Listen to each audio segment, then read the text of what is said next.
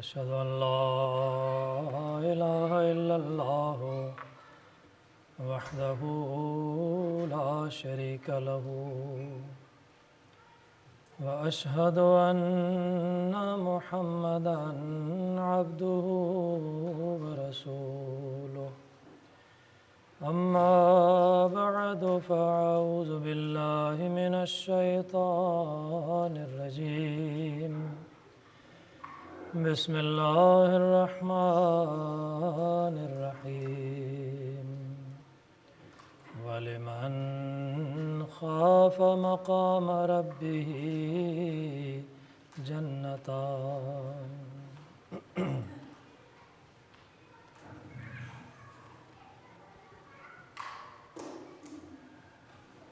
آج کے اس اجلاس میں میں آپ کے سامنے ایک ایسا مضمون پیش کرنا چاہتا ہوں جس کو سن کے بعض دفعہ نوجوان یہ سمجھتے ہیں کہ یہ صوفیانہ سا مضمون ہے، حالانکہ ایسا نہیں ہے۔ قرآن کریم کی آیت جو میں نے آپ کے سامنے تلاوت کی ہے، اس پہ بیس کر کے میں آپ کے سامنے ایک پوائنٹ بیان کروں گا، لیکن اس پوائنٹ کو بیان کرنے کے لیے کچھ وضاحتیں ہوں گی تاکہ بات سب کو سمجھ آ جائے۔ یہ آیت جو میں نے تلاوت کی ہے اس کا ترجمہ یہ ہے، اور جو بھی اپنے رب کے مقام سے ڈرتا ہے اس کے لیے دو جنتیں ہیں۔ یہ دو جنتیں ہیں، اس پہ ذرا آپ نے نظر رکھنی ہے اور غور کرنا ہے۔ سب سے پہلے یہ ایک بڑی ضروری بات ہے جو میں اکثر اپنی تقاریر میں کہا کرتا ہوں کہ اللہ تعالیٰ کے کلام قرآن کریم کو سچا اور کامل 100% ماننا ہے، پھر بات سمجھ آئے گی۔ اگر شک میں مبتلا ہیں تو بات نہیں بنے گی، اگر متذبذب رہیں گے اور توہمات کا شکار رہیں گے کہ یہ کیسے ہو سکتا ہے، وہ کیسے ہو سکتا ہے، یوں تو نہیں ہوتا نا اب، تو پھر بات نہیں بنے گی۔ 100% یقین رکھیں کہ جو خدا کہتا ہے وہی درست ہے اور وہ ضرور ہوگا۔ جو اللہ سے ڈرتا ہے اس کے لیے دو جنتیں ہیں۔ اپنے الفاظ میں مختصراً بتا دوں کہ ایک اس دنیا کی جنت اور ایک مرنے کے بعد کی جنت۔ میری تقریر کا ٹاپک ہے بہشتی زندگی، ایسی زندگی جو زندگی میں ہی جنت نظر آئے۔ وہ کیسی ہونی چاہیے، وہ کیسے پیدا ہوگی، وہ کون سی زندگی ہے؟ سب سے پہلے عمومی طور پہ ایک سوال ہے کہ ہمارے تصور میں ایک مزیدار زندگی کون سی ہے؟ دنیا دار آدمی، ڈائلاگ نہیں، میں کسی ڈائلاگ کی بات نہیں کر رہا۔ جب ڈائلاگ مارنے کے لیے کہا جاتا ہے نا تقریر کے لیے، تو تقریر کریں گے یہ وہ، سیدھی سی بات کر رہا ہوں کہ ایک عام آدمی جب اس دنیا میں رہتا ہے تو وہ کیا سوچتا ہے کہ اگر یہ ہو جائے تو میری زندگی تو جنت ہے۔ ہر کوئی چاہتا ہے کہ میں بہترین زندگی گزاروں جس میں کسی چیز کا خوف نہ ہو، کوئی ڈر نہ ہو، لوگ میری عزت کریں، مال میرے پاس ہو، میرا مال محفوظ ہو، میرا خاندان مطیع اور فرما بردار ہو، میرے ہر کام کے نتیجے اعلیٰ نکلیں، میں جو کام کروں اس کا رزلٹ بیسٹ نکلا ہے۔ میرے کام خود بخود ہوتے چلے جائیں، کوئی رکاوٹ نہ آئے، میں صاحب حکم ہوں، یعنی فیصلہ میرے ہاتھ میں دے دیا جائے، میں ڈیسائیڈ کروں، میں صاحب قدر ہوں، ساری قدرتوں کا مالک میں ہو جاؤں، میرے پاس تمام کام کرنے کی ایبلٹیز آ جائیں، جو چاہوں مجھے مل جائے، جو مانگوں مجھے میسر آ جائے۔ کیسا ہے نا یہ مزیدار زندگی؟ یہی خواہش ہے، اور کیا ہے؟ جو چاہوں مجھے مل جائے، جو مانگوں مجھے میسر آ جائے، اس سے زیادہ کسی نے کیا زندگی چاہنی ہے؟ یہی بہشتی زندگی ہے۔ اب یہاں ایک سوال پیدا ہو سکتا ہے دنیا دار آدمی کی طرف سے، ہم نے ریالٹی میں رہنا ہے، فینٹزیوں میں نہیں جانا۔ ایک دنیا دار آدمی یہ سوچ سکتا ہے کہ میرے پاس سب کچھ ہے، پیسہ ہے میرے پاس، عزت ہے، گھر ہے، فیملی ہے، گاڑی ہے، نوکری ہے، بچے ہیں، صحت ہے، سب کچھ تو ہے، تو کیا میری زندگی بہشتی زندگی نہیں؟ اب یہ دنیا دار کا میں نے آپ کو حوالہ دیا ہے۔ ایک دنیا دار آدمی جو خدا کو نہیں مانتا، جو دین کو نہیں مانتا، جو کسی اور کو فالو کرنے کا عادی نہیں ہے، وہ کہتا ہے سب کچھ ہے میرے پاس، تم کیا سمجھ رہے ہو کہ اور کون سی بہشتی زندگی؟ میری زندگی بہشتی ہے۔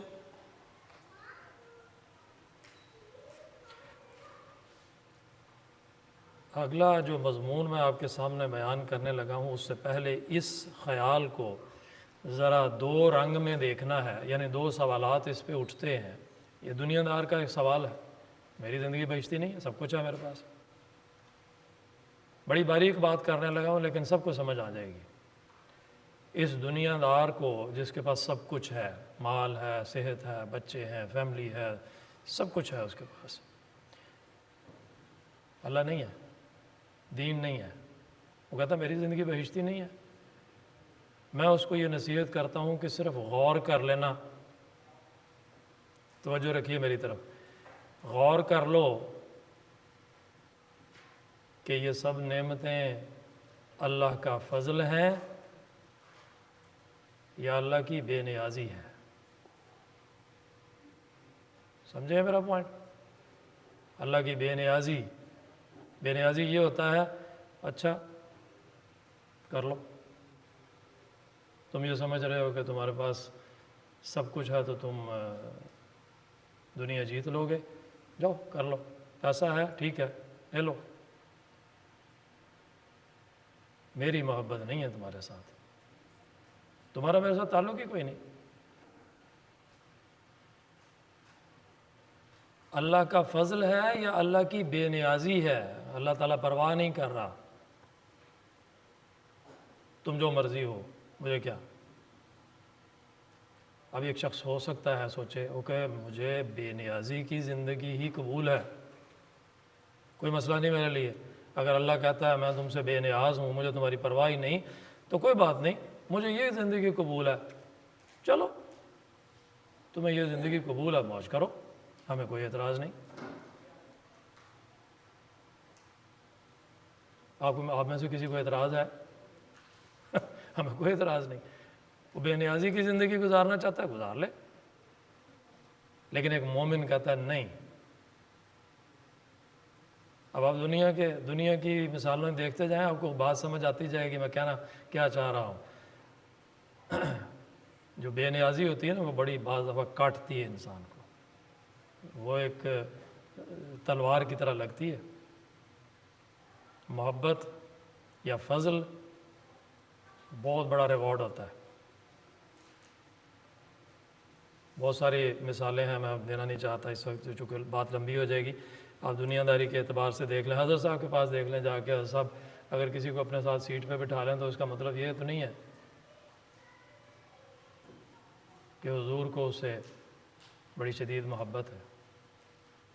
ہو سکتا ہے وہ اس وقت حق رکھتا ہو کہ وہ سیٹ پہ بیٹھ جائے،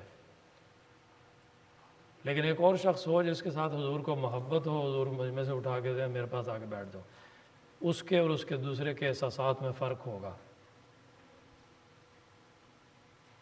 پتہ نہیں میری بات سمجھیں کہ نہیں؟ بے نیازی میں اور اللہ کے فضل میں بڑا فرق ہے۔ بے نیازی کی زندگی ہم نے نہیں گزارنی، نہ ہمیں چاہیے۔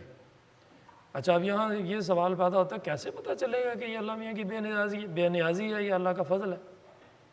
ہم نے جو بہشتی زندگی کی بات شروع کی ہے، پیسے اس کے پاس بھی ہیں، اس کے پاس بھی ہیں، مال و دولت ہے، صحت ہے، بچے ہیں، دنیا داری ہے، گھر ہے، گاڑی ہے، سب کچھ ہے، کیسے پتہ چلے گا کہ یہ اللہ کا فضل ہے یا یہ بے نیازی ہے؟ بڑا سمپل سا جواب ہے اس کا، ہر کوئی بڑے آرام سے جج کر سکتا ہے۔ اگر اپنی زندگی اللہ کے حکموں پہ گزار رہے ہو تو یہ اللہ تعالیٰ کے فضل نازل ہو رہے ہیں نعماء کی صورت میں، اور اگر اللہ کے حکموں کے مطابق نہیں گزار رہے اور سب کچھ نظر آ رہا کہ ملا ہوا ہے، جیسے کہ یورپین معاشرے کو ملا ہوا ہوتا نظر آتا ہے، تو یہ بے نیازی ہے۔ اللہ میاں کو پرواہ نہیں ہے تم کون ہو، کیا ہو، کہاں سے لے رہے ہو، کہاں سے نہیں لے رہے۔ میرے مضمون کو کوشش کریں سمجھتے جائیں، کیونکہ بہشتی زندگی کا ایک ہی پوائنٹ ہے جو میں نے اینڈ پہ جا کے بیان کرنا ہے، لیکن کوشش کر رہا ہوں کہ نوجوانوں کو بات سمجھ آ جائے۔ فرق کرنا ہے کہ اللہ کے فضل میں جی رہے ہیں یا اللہ کی بے نیازی میں جی رہے ہیں۔ اللہ کی بے نیازی ہمیں نہیں منظور، ہمیں اللہ کا فضل منظور ہے۔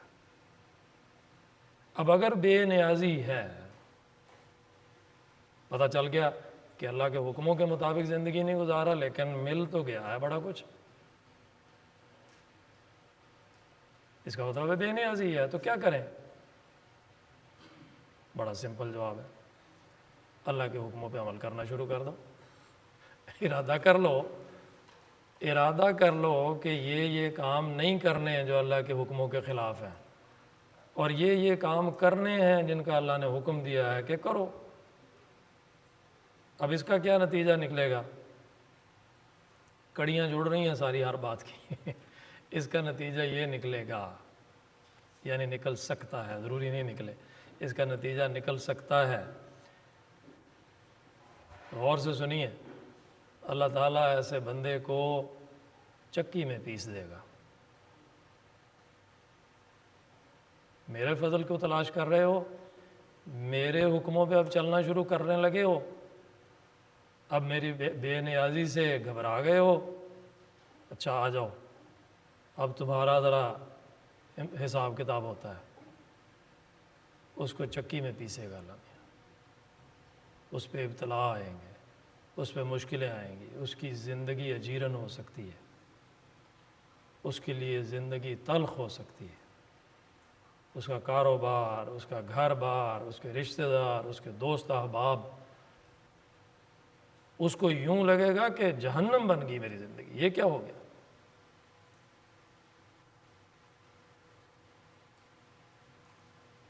اللہ تعالیٰ ایسے میں اس کو یہ نصیحت کرتا ہے کہ تمہیں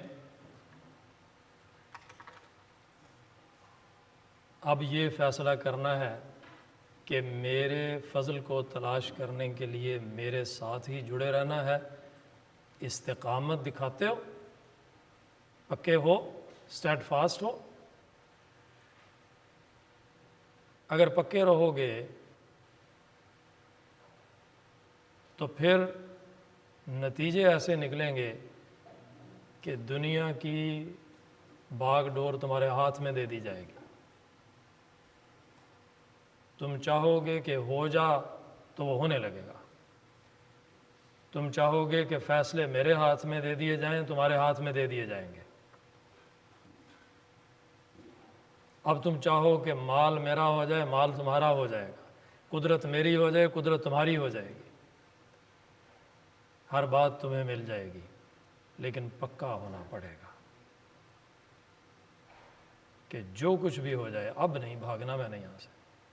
میں نے مستقل مزاجی سے اللہ تعالیٰ کے حکم کو ماننا ہے۔ اس لیے میں نے یہ بات بتائی ہے کہ بعض دفعہ لوگ انبیاء کی زندگی کی سنتوں کو، بعض انبیاء کی زندگی کی ہسٹری کو پڑھتے ہیں تو بعض دفعہ پریشان بھی ہو جاتے ہیں کہ خدا کے نبی ہیں، خدا کے پیارے ہیں، طائف کی وادیوں میں پتھر مار مار کے، دھکے مار مار کے، گالیاں دے دے کے اور ظلم کر کر کے لہو لہان کر دیا۔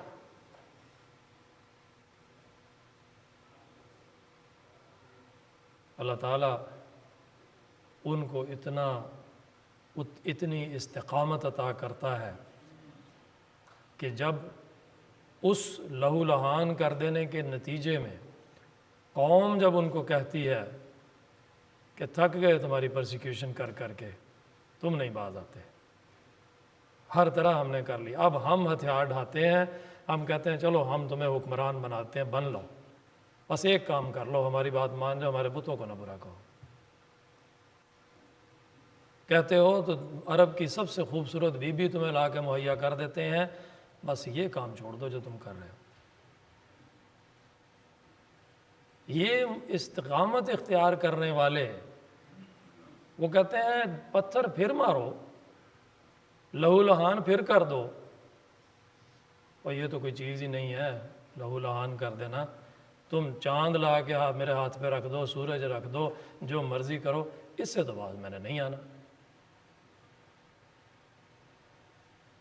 اس پہ تو میں مستقل مزاجی سے لگا رہوں گا۔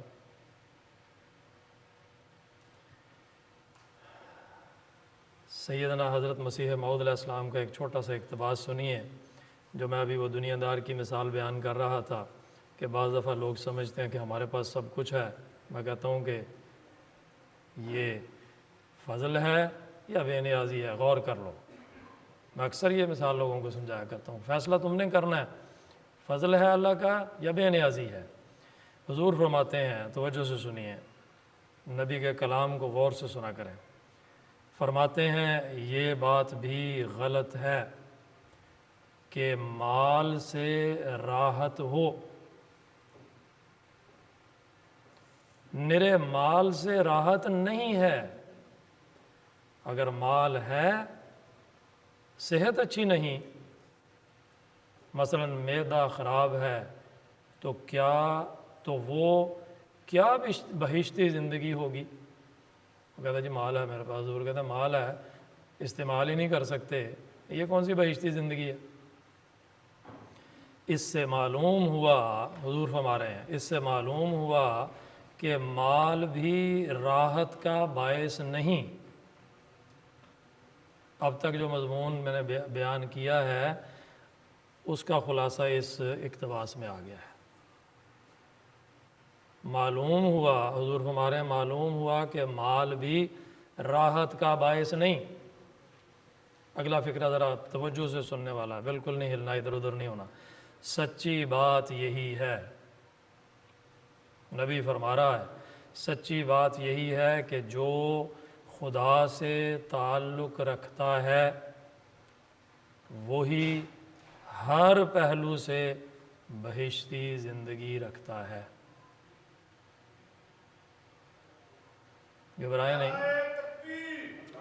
اللہ اللہ زندہ اللہ۔ حضور فرماتے ہیں کیونکہ اللہ قادر ہے، اللہ قادر ہے کہ وہ بلائیں اور آفتیں نہ آئیں اور مالی اضطرار بھی نہ ہو، یا آئیں اگر یہ آفتیں آئیں تو دل میں ایسی قوت اور ہمت بخش دے کہ وہ ان کا پورا مقابلہ کر سکے۔ ابھی بات میں نے بیان کی تھی نا کہ اللہ میں اس کو چکی میں بعض دفعہ پیس دیتا ہے، بہت ابتلا آتے ہیں، اللہ اس کو پھر طاقت دے دیتا ہے کہ وہ ان کا مقابلہ کر سکے۔ اب ایک آیت سنیں جو آپ نے بارہا سنی ہے، پڑھی ہے، بلکہ اکثر کو یاد ہے، توجہ صرف دلانی ہے میں نے اس کی طرف تاکہ آپ کو پتہ چلے کہ آپ روز کون سی آیت پڑھتے سنتے ہیں۔ اللہ تعالیٰ فرماتا ہے کہ ان الذین قالوا ربنا اللہ ثم استقاموا تتنزل علیہم الملائکہ، یقیناً وہ لوگ جو کہتے ہیں کہ اللہ ہمارا رب ہے، ہمارا پالنے والا اللہ ہے، ثم استقاموا، پھر اس کے اوپر پکے ہو جاتے ہیں، استقامت اختیار کر جاتے ہیں، کوئی چیز ہلا نہیں سکتی ان کو، نہ بھوک، نہ خوف، نہ پیسہ، نہ عہدے، نہ صدر کا کوئی گڑبڑ کرنا، نہ مربی کی کوئی کمزوری، نہ کسی اور عہدیدار کا کوئی مسئلہ، ان کو نہیں استقامت سے ہلاتا، وہ پکے ہو جاتے ہیں، وہ کہتے ہیں نہیں، ہم نے کہہ دیا ربنا اللہ، اللہ ہے ہمارا رب۔ ہوتا کیا ہے جب وہ ربنا اللہ کا نعرہ لگاتے ہیں، جب وہ اس پہ مستقل مزاج ہو جاتے ہیں، استقامت اختیار کر لیتے ہیں، رزلٹ کیا نکلتا ہے؟ اللہ فرماتا ہے تتنزل علیہم الملائکہ۔ میں نے کہا تھا نا، یقین رکھنا ہے اللہ کے کلام پہ، پھر بات بنے گی۔ یہ نہیں سوچنا کہ ہاں ہون تے نہیں نہ ہوندا۔ اللہ فرماتا ہے میرے فرشتے ان پہ نازل ہوں گے، کر کے دیکھ لیں، سب کر کے دیکھ لیں، فرشتے نازل ہوں گے، اللہ نے کہا ہے، میں نہیں کہہ رہا۔ تتنزل علیہم الملائکہ، ان پہ فرشتے نازل ہوں گے، اور آگے چپ کر کے نہیں بیٹھ جائیں گے، نازل ہوں گے اور آگے کہیں گے کہ اللہ تخافوا ولا تحزنوا، خوف نہیں کھانا، بالکل نہیں ڈرنا، ڈرنا نہیں تم نے، ولا تحزنوا، اور غم نہیں کرنا کوئی بھی، نہ کسی کوئی بھی چیز کا غم کرنا ہے اور نہ آنے والے خطرے سے ڈرنا ہے، بالکل نہیں۔ کیوں؟ کہ تم باتیں کری جا رہے ہو، کہہ رہے ہو نہیں ڈرنا، تمہارے کہنے سے کیا بنتا ہے؟ وہ کہتے ہیں کہ جنت کی بھی بشارت لے لو، جس کا وعدہ تمہیں دیا جا رہا ہے جنت بھی ملے گی تمہیں۔ کیوں؟ نحن اولیاؤکم، ہم تمہارے دوست بن گئے، ہم تمہارے ولی بن گئے۔ نحن اولیاؤکم فی الحیات دنیا، اس دنیا میں، یہ ہے بہشتی زندگی۔ اللہ نے تو ان کی ڈیوٹی لگائی ہے نا، وہ خود سے تو کچھ نہیں کرتے، اللہ نے بھیج دیا، جاؤ جنہوں نے یہ نعرہ لگایا تھا ربنا اللہ، ان کو جا کے کہہ دو ہم تمہارے ساتھی ہیں، اور تمہارے لیے اس دنیا کی زندگی کو بہشتی زندگی بنا دیں گے۔ اب اللہ کے کلام پہ یقین ہے تو پھر یہ بہشتی زندگی بنے گی۔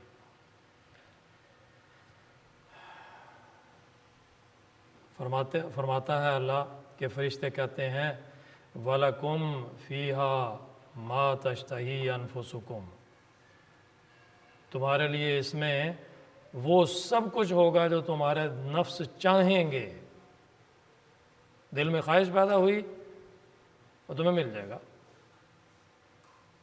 اور کیا چاہیے؟ دل میں خواہش پیدا ہوئی، فرشتے کہتے ہیں تمہیں مل جائے گا۔ وَلَكُمْ فِيهَا مَا تَدَّعُونَ، جو منہ سے لفظ نکالو گے تمہیں مل جائے گا، جو مانگو گے تمہیں مل جائے گا۔ میں بار بار ریپیٹ کر رہا ہوں، ایمان ہے قرآن پہ، اللہ تو یہ کہہ رہا ہے، اللہ کہتا ہے بس یہی دو باتیں ہیں، ربنا اللہ کہہ دو، یعنی مان لو کہ اللہ ہی ہمارا رب ہے، اور پھر اس پہ پکے ہو جاؤ، دنیا کی پرواہ نہ کرنا، تمہیں چکی میں بھی ڈالے تو نہیں ڈرنا، پھر میرے فرشتے تمہارے ساتھ ہیں، پھر تم نے جو دل میں خواہش پیدا کرنی ہے، جو منہ سے نکالنا ہے، ہر بات پوری ہوگی اسی دنیا میں، یہ دنیا تمہاری جنت بن جائے گی، یہ بہشتی زندگی ہوگی تمہاری۔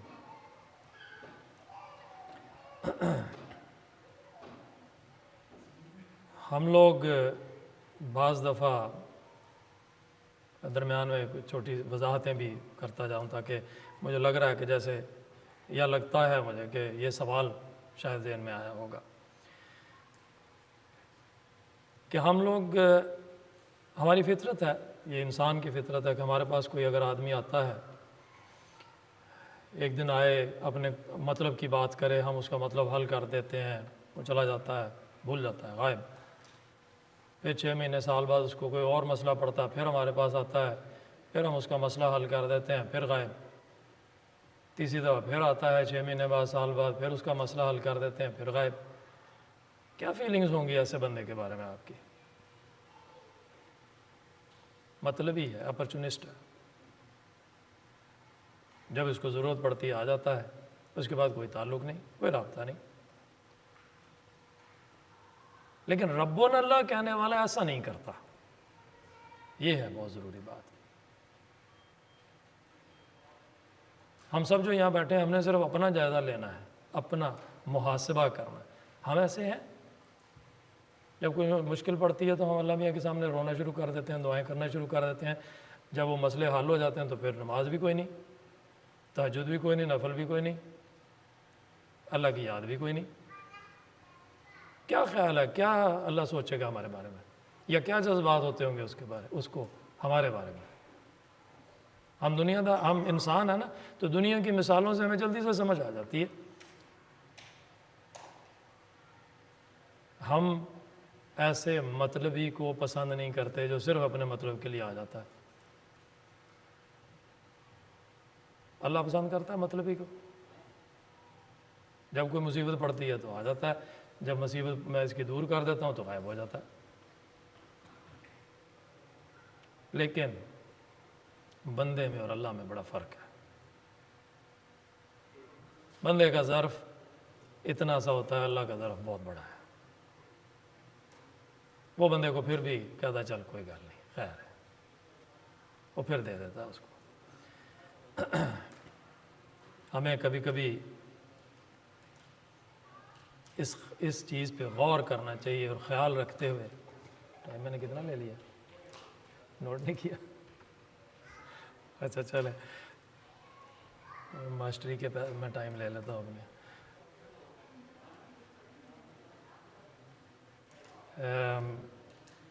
ہم جب کمزوریاں دکھاتے ہیں، ہم سے کمزوریاں ہو جاتی ہیں،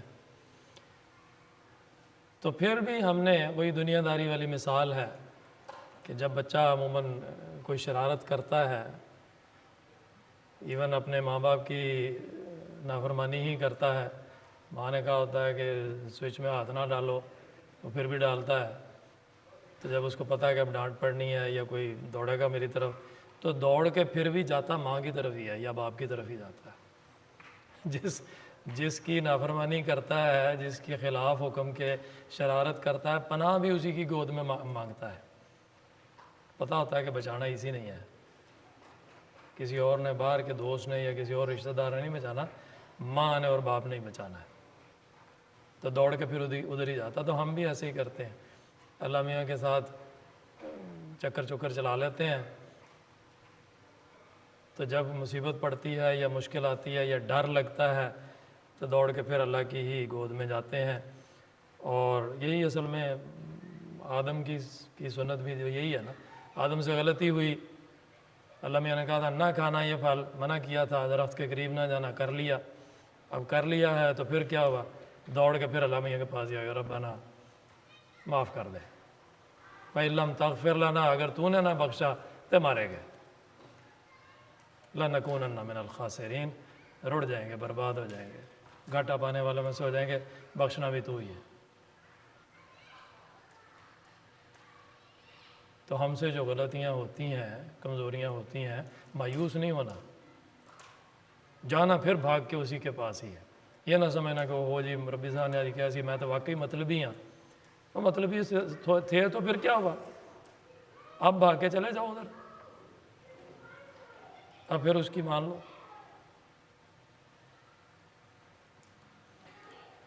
لیکن یہ بھی ایک حقیقت ہے کہ ہم یا انسان یہ طاقت نہیں رکھتا کہ خدا تعالیٰ تک خود بخود پہنچ جائے، یعنی میں اپنے زور بازو سے ولایت میں ترقی کرتے کرتے میں ایسے مقام پہ پہنچ جاؤں کہ لو جی میں نے بڑی محنت کی ہے، میں نے بڑی تہجدیں پڑھی، بڑے درود پڑھے، بڑے وظیفے کیے، اب میں اللہ تعالیٰ کا ولی بن سکتا ہوں؟ نو، قطعاً نہیں، یاد رکھیں، قطعاً نہیں ہو سکتا یہ۔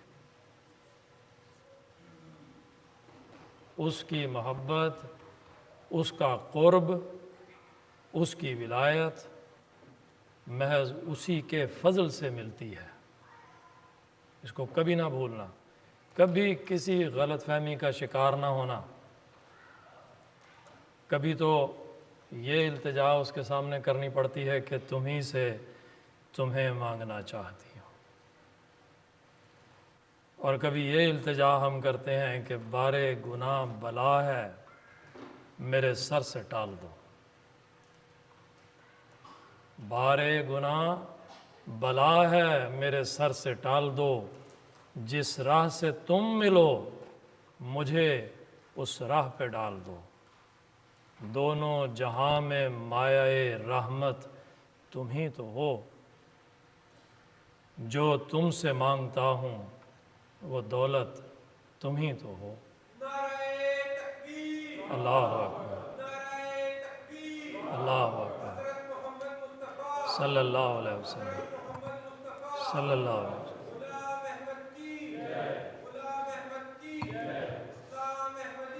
زندہ باد، زندہ باد، زندہ باد، زندہ باد، اللہ اکبر۔ بس جذبہ یہ چاہیے اللہ تعالیٰ کو، دل میں کسی بات کا فیصلہ کر لو، اس جذبے کو، اس احساس کو، اس نیت کو خدا دیکھ لیتا ہے کہ یہ مجھے چاہتا ہے، یہ میرے پاس آنا چاہتا ہے، یہ میرے ساتھ دوستی لگانا چاہتا ہے، یہ مجھے اپنا رب بنانا چاہتا ہے۔ حضرت ابراہیم علیہ السلام کی نیت تھی نا، ایک جذبہ تھا۔ کیسا مقام ملا ہے؟ کیا ابراہیم نے اپنے بیٹے کو ذبح کر دیا تھا؟ کیا تو نہیں تھا، ہاں کرنے کے لیے تیار ہو گئے تھے، 100% تیار ہو گئے تھے، چھری پکڑ لی تھی، لٹا دیا تھا، عمل تو نہیں کیا، لیکن اس جذبے کو، اس نیت کو، اس فیصلے کو اللہ تعالیٰ نے اتنا بڑا پھل لگایا، قیامت تک آنے والے تمام مذاہب اس نبی کی شان میں درود پڑھتے رہتے ہیں۔ جذبہ ہے نا، فیصلہ کر لیا ہے کہ بس جو اللہ نے کہا ہے سو کرنا ہے۔ کبھی کبھی ہمیں اپنے دل میں یہ فیصلہ کر لینا چاہیے کہ اللہ جو ہمارا رب ہے، میں نے کل بھی یہ پوائنٹ بیان کیا تھا مجلس سوال و جواب میں اشارتاً، میں اس پہ بعض دفعہ بڑا دل چاہتا ہے بڑی لمبی بات کروں، لیکن ڈرتا ہوں بعض دفعہ کہ اگر سمجھے نہ اور کچھ اور سمجھ گئے تو کام خراب ہو جائے گا۔ اللہ تعالیٰ مین پوائنٹ ہے، بس اصل مرکزی نقطہ اللہ ہے۔ تو اللہ تعالیٰ ہمیں بعض دفعہ راستہ دکھاتا ہے کہ یوں کر لو، یوں کر لو، اور ہم کرتے بھی ہیں یا کرنے کی کوشش کرتے ہیں یا نیتیں کرتے ہیں، جذبہ دل میں پیدا کرتے ہیں۔ کبھی تنہائی میں ہی بیٹھ کے نعرہ مار دو، اللہ میاں میں تیرے ساتھ ہوں، ساری دنیا تجھے چھوڑ دے، نہ مانے نہ مانے، میں تیرے ساتھ کھڑا ہوں۔ دیکھو کیسے پھل لگتے ہیں اس کو، تنہائی میں ہی نعرہ مار دینا کبھی، اگر ڈر لگتا ہے کسی سے۔ وَلِمَنْ خَافَ مَقَامَ رَبِّهِ جَنَّتَانِ۔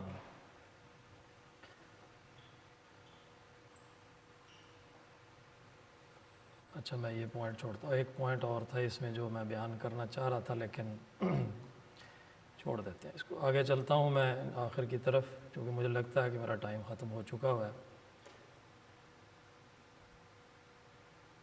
اصل جو چیز ہے وہ محبت الہی ہے۔ میری باتیں سمجھ آ رہی ہیں؟ جزاک اللہ۔ بعد میں یہ تو نہیں کہہ دیں گے کہ صوفیانہ جی گلاں کر دیتی ہیں کوئی، صوفیانہ نہیں ہے بالکل، قرآن سنا رہا ہوں صرف۔ اللہ تعالیٰ کی محبت یہ اصل جذبہ ہے جو ہمیں ہمارا مقصد ہونا چاہیے۔ ذرا توجہ سے سنیے، میں 2 فکرے آپ کو سنانے لگا ہوں۔ نہ جنت کی طمع اور نہ جہنم کا خوف، یہ نہیں ہے ٹارگٹ ہمارا۔ نہ جنت کی طمع اور نہ جہنم کا خوف۔ جب یہ جذبہ پیدا ہو جائے تو پھر اللہ تعالیٰ ایسے بندے کو اپنی گود میں بٹھا لیتا ہے، جیسے ایک بچے کو باپ اپنی گود میں بٹھا کے جوائے سٹک اس کے ہاتھ میں پکڑا دیتا ہے، کھیڑ موجاں کر، وہ پھر اس جوائے سٹک سے جدھر چاہتا دنیا کو موڑتا ہے، پھر دنیا اس کے اشارے پہ چلتی ہے۔ حضرت خواجہ نظام الدین اولیاء رحمہ اللہ بہت بڑے بزرگ گزرے ہیں، صوفی بزرگ گزرے ہیں۔ ان کا ایک واقعہ ہے، کہتے ہیں کہ ایک آدمی بہت بزرگ آدمی تھا، ان کی بیعت کے لیے آیا۔ اس نے سنا تھا ان کے بارے میں بڑا، وہ آیا، اس نے سوچا کہ ان کی بیعت کر لوں۔ جب وہاں آیا تو انہوں نے کہا کہ سارا دن کہ میرے ساتھ رہو۔ وہ دیکھتا رہا، صبح سے شام ہو گئی، انہوں نے دیکھا سوائے فرض نمازوں کے نظام الدین اولیاء نے کیا کیا، سارا دن لوگوں کی خدمت میں مصروف ہیں، کوئی آ رہا ہے کوئی جا رہا ہے، کسی کے فیصلے ہو رہے ہیں، کسی کو کھانا کھلایا جا رہا ہے، کسی کی رشتے جوڑے جا رہے ہیں، کسی کی کوئی مدد کی جا رہی ہے۔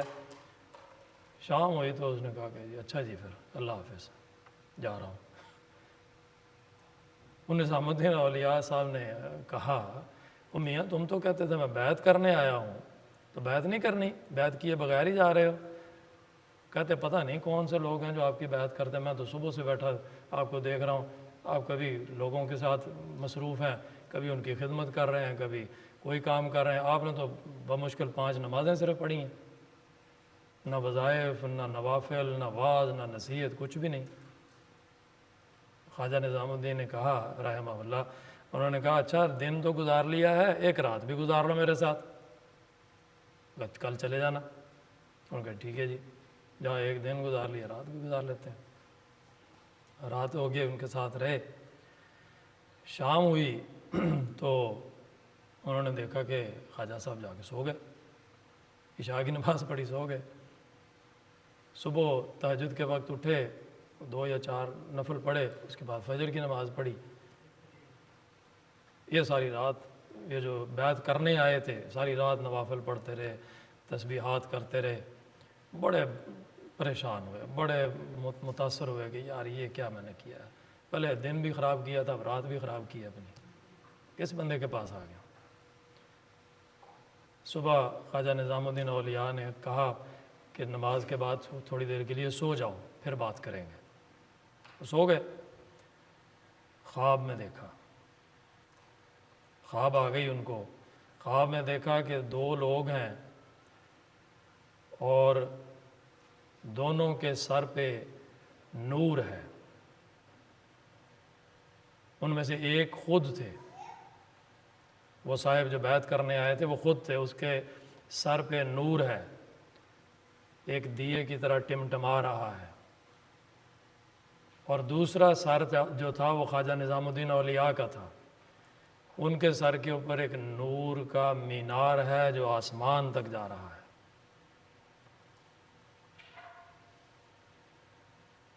آنکھ کھل گئی، بڑے پریشان ہو گئے، کانپتے تھر تھراتے ڈرتے ہوئے آئے، کہنے لگے کہ حضور یہ مقام آپ نے کیسے حاصل کیا؟ سمجھ آ گئی کہ میں بہت بڑی غلطی پہ ہوں، خدا نے مجھے دکھا دیا ہے کہ نظام الدین اولیاء کا نور آسمان تک پہنچتا ہے۔ قدموں پہ گر پڑے اور توبہ کی اور گڑ گڑائے اور عرض کرنے لگے کہ آپ نے یہ مرتبہ کیسے حاصل کیا؟ تو آپ نے فرمایا، ذرا توجہ سے سنیے، میری بات آپ کو اور بھی سمجھ آ جائے گی جو میں کہنا چاہ رہا ہوں۔ کہتے ہیں کہ ولایت زیادہ نفل پڑھنے، تسبیح کرنے، زیادہ وظائف کرنے کا نام نہیں ہے۔ تم نے صرف ظاہر عبادت کو سب کچھ سمجھ لیا ہے۔ ولایت استقامت قلب و روح کا نام ہے۔ ثم استقاموا تتنزل علیہم الملائکہ۔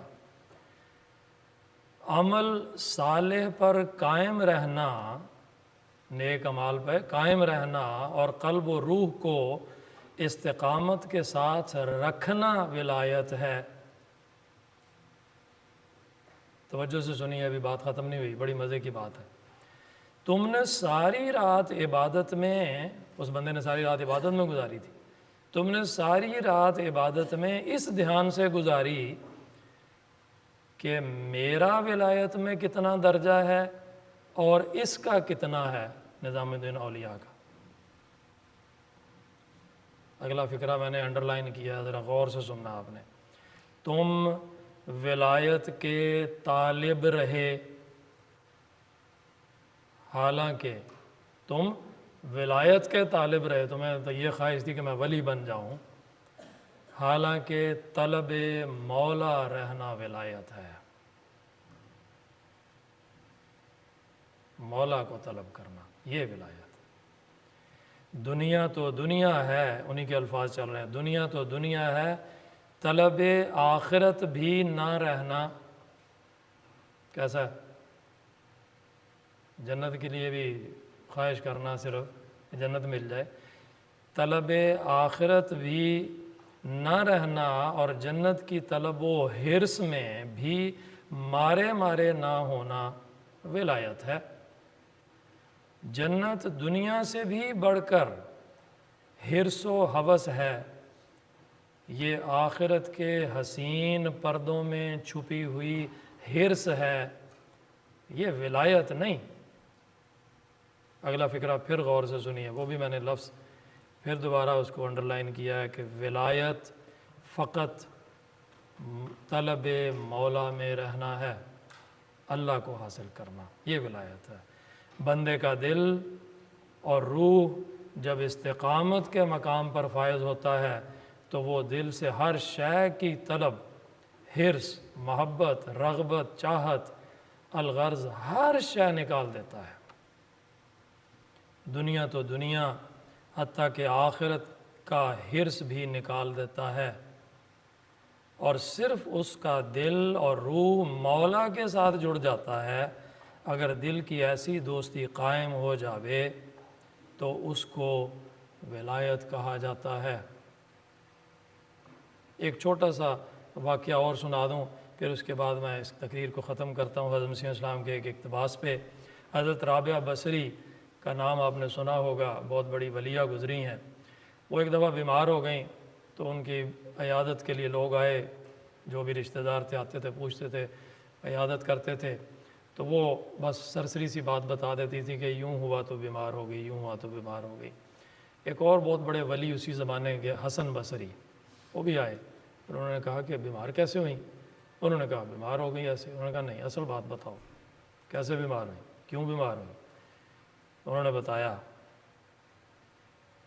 انہوں نے جب اصرار کیا، انسسٹ کیا، تو انہوں نے بتایا کہ قرآن پاک کی تلاوت کر رہی تھی، غور سے سنتے جائیں، قرآن پاک کی تلاوت کر رہی تھی کہ اس میں جنت اور اس کے انعامات کا تذکرہ ہوا۔ تھوڑی دیر کے لیے میں جنت کی طالب ہوئی، یعنی تھوڑی دیر کے لیے دل میں طلب پیدا ہوئی کہ جنت مل جائے۔ جب میرا قلب جنت کی جانب متوجہ ہوا تو باری تعالیٰ نے اظہار ناراضگی فرمایا۔ اللہ تعالیٰ نے ناراضگی کا اظہار کیا۔ کیا کہا؟ رابعہ، محبت میرے ساتھ مگر طلب جنت کی کرتی ہو؟ اللہ نے اظہار ناراضگی فرمایا۔ کہتے ہیں اس رب کی یہی ناراضگی میرے مرض کا باعث ہے، اس لیے بیمار ہو گئی۔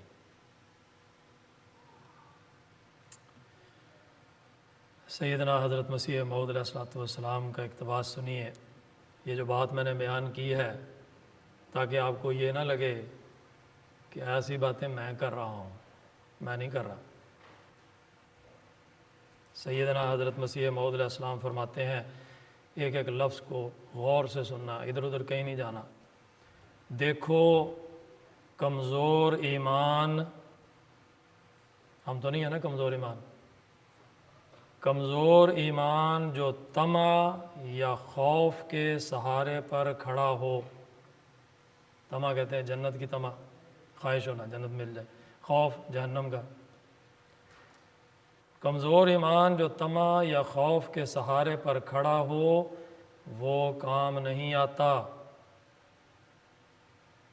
سنتے جائیے، بہشت کی طمع یا دوزخ کا خوف وغیرہ امور پر اپنے ایمان کا تکیہ نہ لگاؤ۔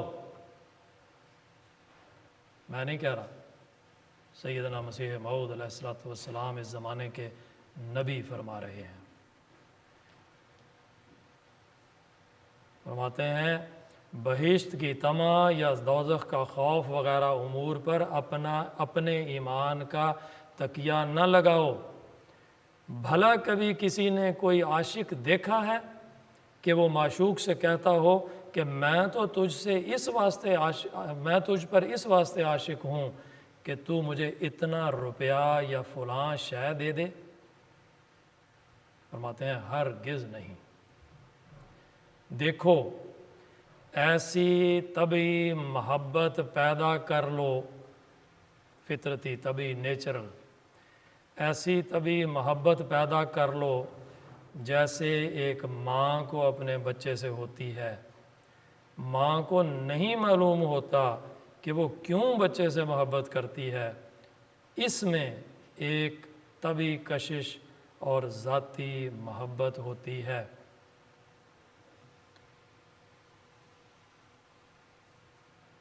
سیدنا حضرت مسیح موعود علیہ السلام کا ایک اور اقتباس سن لیں پھر میں بات ختم کرتا ہوں، آپ کا کافی امتحان لے لیا۔ فرماتے ہیں کہ یاد رکھو جو خدا کی طرف صدق اور اخلاص سے قدم اٹھاتے ہیں وہ کبھی ضائع نہیں کیے جاتے،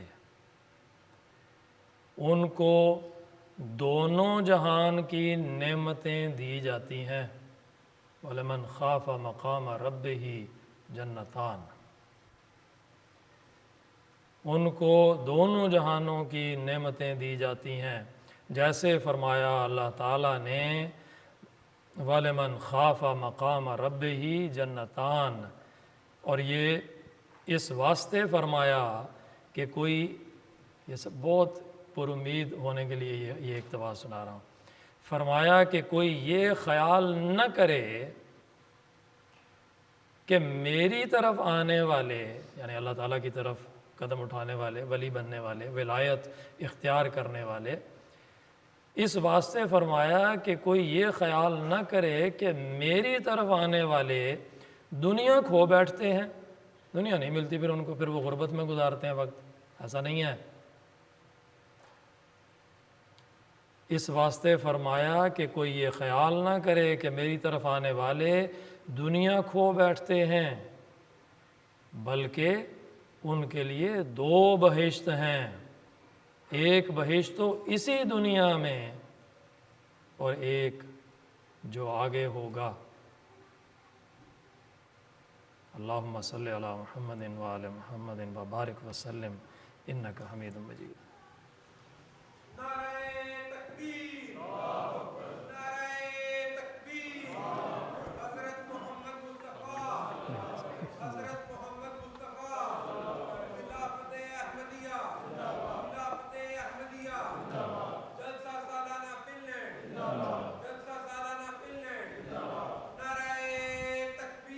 اللہ اکبر۔